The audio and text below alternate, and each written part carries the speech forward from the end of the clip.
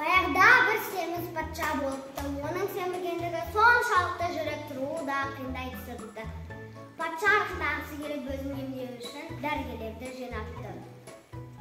Алайда оны қанша емдесе де ол барған сайын семіре беріпті. Ақыр соңында бір зерек емші табылыпты. Ол патшаның қолынан ұстап: Типатты патшам, рұқсат етсем мен жұлдызнамалық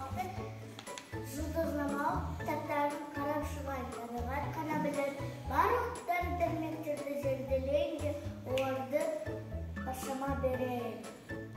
Өте жақсы. Патша қатты қуанып қалады. Барда жұлдызнамалықтың кітаптарының бәрін зерде, енді ама тауыс-ауысымен маған дәрінау кет. Емші кетіп қалады да таңертеңгісін келіп айтады: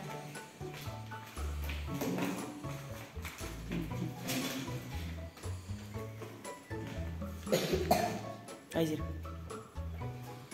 Мархабатты патшам үшін дәрі жоқ екен. Ол қалай болғанда, қалайша дәрі жоқ. Патша қатты ашуланады.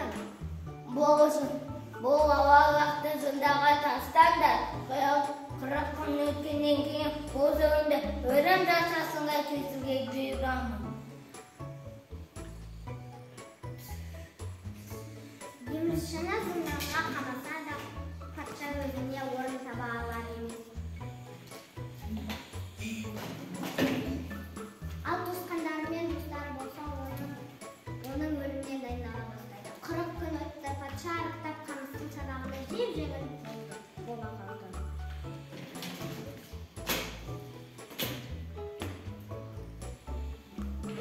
Бұл біздің патша ма? Мен өлген жоқпын. Сен мені көріп тұрған жоқсың ба? Мен өлген жоқпын.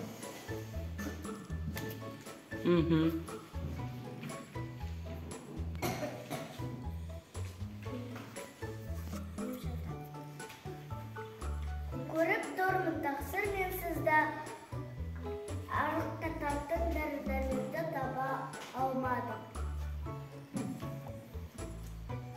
Патша бұл қара алаяқтыққа салған енді ғана түсінді. Патша емшіге мол-мол сыйлық